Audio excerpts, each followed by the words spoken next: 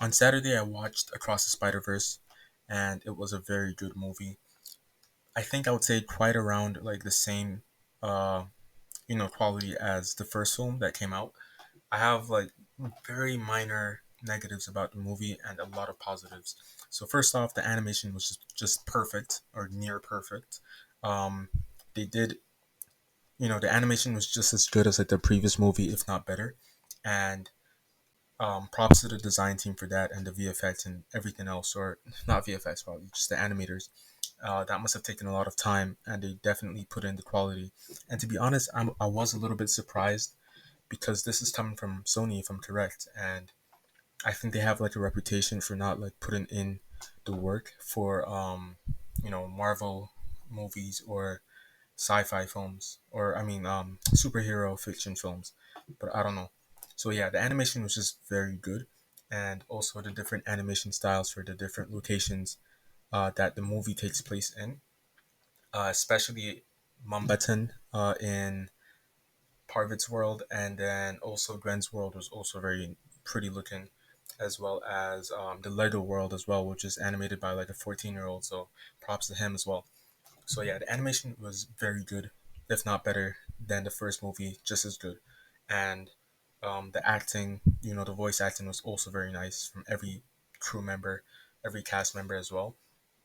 I also really like Peter B. Parker's voice actor as well as Shamik Moore. So yeah, they definitely knocked it out of the park as well.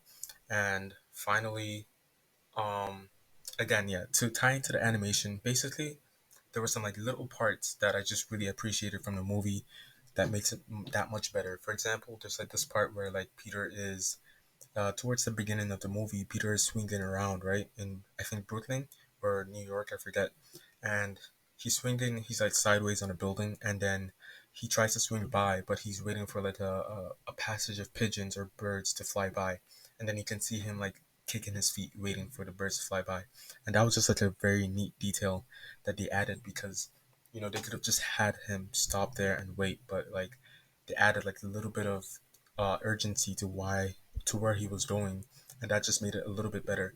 And then later in the movie, this is like a very minor spoiler, I guess, where he's seeing like Miguel for the first time, and then Miguel's like coming down from this platform. Uh, Peter, I mean, no, Miles is like kicking his feet again. He's kind of like jumping up because he's excited to meet Miguel O'Hara. So that was a very nice. So that was a very nice detail that they added to it that I appreciate. Secondly, yeah, like I said, the voice acting was also very good, and then thirdly, the plot was very nice. Contrary to popular belief, a lot of people are saying that like the pacing may have been a little bit off, maybe slow, and it built into like the film was building up to a climax that never really came. But I kind of disagree. I still enjoy the movie for what it was, and I don't really have a problem with it being split into two movies. And also, I don't really expect what they wanted to see from this one movie. Like whether again, this is a major spoiler, I guess. So like towards the end, I don't know if they wanted Miles to escape and then show him beating up the Prowler of that universe, and then what? I mean, like that. Either way, because let's just say that we're entering the third act of the two films in total. Either way, if you are to cut it up, if you were to end the movie there, no matter what, it's still going to be like it's still going to feel out of place in my opinion. So there was no need to really. You're just gonna have to take it as it is. So yeah, what have I said? I said plot, voice acting, and animation. Yeah, so the plot was very good in my opinion. Slow pacing or medium pacing in my opinion, which I enjoyed, and it also developed all the characters in my opinion. Now, for the negatives that I was saying earlier, the one thing or the three things that I disliked was number one, Peter, Peter B. Parker was just walking around with his new baby, Mayday, and he really could have just dropped the baby off at home.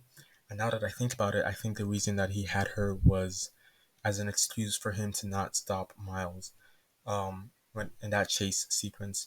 But then again, he wasn't really going to stop Miles regardless. He was just chasing after Miles, so they could have just done that with no hands for Peter B. Parker. But yeah, he was carrying his baby throughout the whole chase sequence, and also towards the end, I think he still had her, and I think that was when Gwen assembled her team to go look for Peter. So regardless, he was really endangering his own child, which is kind of crazy. Second thing I wanted to talk about was what was it? Oh yeah, okay, yeah. This is like a very minor pet peeve or very minor negative about the movie. It was like when Miles was swinging in his city, you couldn't really. There was a certain camera angle that they showed where you couldn't really see where the web was pointed towards. So it kind of looked like Miles was just swinging from the air, which I didn't really like. But apart from that, everything else was just like really nice. And yeah, they outdid themselves from the first film. I would say it's like a 9.5 out of 10, 95%. Like it's just as good, if not better, than the first movie. And also the soundtracks and the score was just very nice from Metro Boomin's album. The song with Coi Leray and the one with ASAP Rocky and the one with like 21 Savage Giving Up. That was such a sick. Those were sick pieces of music in my opinion. But yeah, overall this was a very nice movie. You need to see it. I think from what I've heard, it's better than The Flash. I'm going to watch The Flash next. So yeah, leave a comment down below what you thought of the movie, how it was, how did you like it, what didn't you like, and yeah, please subscribe. Peace. Four more things I wanted to add onto that was number one, the cameos as well, which is really nice. Like it wasn't really necessary probably, but I really did enjoy seeing every single other variation of the Spider-Man across the Spider-Verse or the Spider people, and then also Andrew Garfield, Tobey Maguire's Spider-Man as well, and this new thing known as a canon event, which is also really nice. It also showed like a cool dynamic between like one opposing view that is no, we can save everyone, and another one that's like not everyone can be saved, and some things just need to happen so that we can be here to save everyone else. So I wonder how they're going to address that in the next movie as well. And yeah, Miguel O'Hara is certainly very sketchy because I feel like they're doing a little bit of foreshadowing with Miles saying, "Oh, you have claws. Are you even a spider? Are you even Spider-Man?" and stuff like that. And at the beginning, when he was fighting the Vulture with Gwen Stacy, I wonder what he was planning on doing when he, opened his mouth. Was he going to bite him, and then was that going to kill him, or I don't know. So yeah, I am like eager to see how they resolve the overall story with canon events and interfering, as well as who Miguel O'Hara really is. And finally, as well, yeah, the cinematography was also really nice. I don't think there was much to it. It was just kind of like, in my opinion, basic, but it was smooth nonetheless, and it wasn't bad. That's for sure. And finally, the villain spot is a really good villain, and he's definitely underrated. And I can see why they chose his character. I think I heard one of the writers chose to stick with the villain because of his abilities to traverse the multiverse, which is just sick. Because yeah, like he's at first he was like a goofy villain at the beginning, and then you just see him get more and more ominous and villainous and more dangerous as the time went on. And I am actually very curious to see how he's going to be defeated because he seems very OP right now. I hope they don't really go to the talking down route, but I also don't know how he's going to be defeated.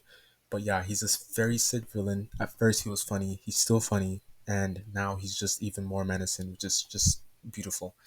And also, I have like a little prediction, and that is that I feel like they're going to do. I feel like the cliffhanger to the next movie might tie into Avengers: Secret Wars, because I think from a comic book, from this page online that I read, that's how Miles gets transferred to like a Marvel universe or something like that. So I don't know. I mean, that would be interesting to see. But yeah, peace.